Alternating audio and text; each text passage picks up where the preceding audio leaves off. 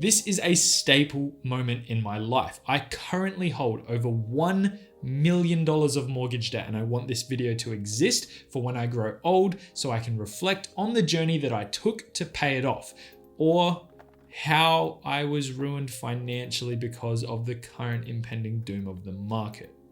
We'll see which one pans out. Welcome back to my channel. My name is Reese, and in today's video, I'm creating a time capsule for my future self, but I'm also looking to have a discussion surrounding the topic of how I'm mentally, physically, and just in general okay holding and servicing this kind of debt. I would relate the feeling that has been constant since I first took on this amount of debt as something very similar to when I entered the exam room of my high school and university exams for the first time. I had done plenty of prep work to make sure that I had the best chances of getting a passing mark. However, there was still plenty of unknowns, such as what the actual questions on the tests would be. In some circumstances, the practice that I put in during the weeks leading up to the exams themselves may have been for nothing if the content being covered in the actual test in the exam wasn't relevant to what I studied. And these feelings translate almost directly, like one-to-one, to my current situation where I have two properties that I hold this debt against. As just one very simple example,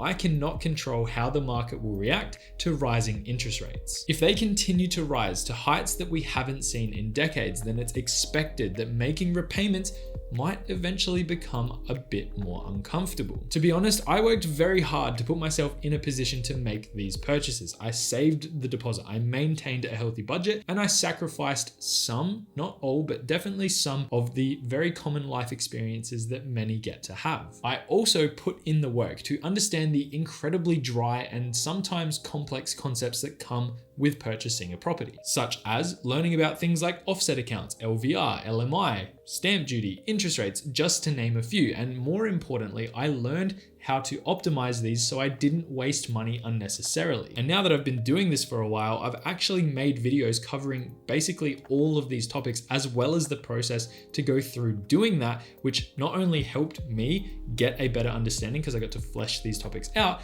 it's actually useful information that many people I know have actually used to learn about these topics. So I would encourage you, if you're someone watching, looking to gain that insight about how to go about this process, I would highly recommend watching some of them. I've linked the videos down in the description below, and you can find them on my channel as well. The point that I'm getting at is that a lot of hard work has gone into just getting to this point right now. And along the way, I have made sure to operate well within my limits. I am not over leveraged based on my income. I am still optimizing how my finances run to make sure that I am paying down that debt as quickly as possible, and I still have a buffer in place as things continue to go in the direction that I don't really want them to go in. I am still safe before things start to get a bit more sweaty. However, it is still on my mind that it could all come crashing down if the perfect storm were to occur. So how do I make sure that I'm okay with servicing a sizable debt? And how do I stay cool, calm, and collected knowing that I am paying the bank somewhere in the realm of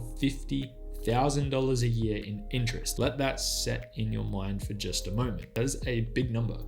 50 grand a year just gone to nothing. Jesus. Well, like I mentioned kind of just before, I made sure to do the groundwork before signing my life away for the next 30 years of my life. The first step was to make sure that I knew what I really wanted, as in I understood the sacrifices that were going to come with this second purchase. For context, this scenario was going to be taking me from a very easy repayment cycle to now what is considered, or what I would consider, a large percentage of my take-home pay. Number two was to make sure that the numbers checked out. I did the calculations, setting myself a very conservative buffer. I also wanted to make sure that I was at 80% LVR for both properties, which meant I owned at least 20% of each one, which thankfully I was able to achieve. This would have been a consideration that would have potentially stopped me from doing this if I wasn't able to be at that point, basically. And to top it all off, I put together a future roadmap based on my current income to kind of put into perspective what my finances were going to look like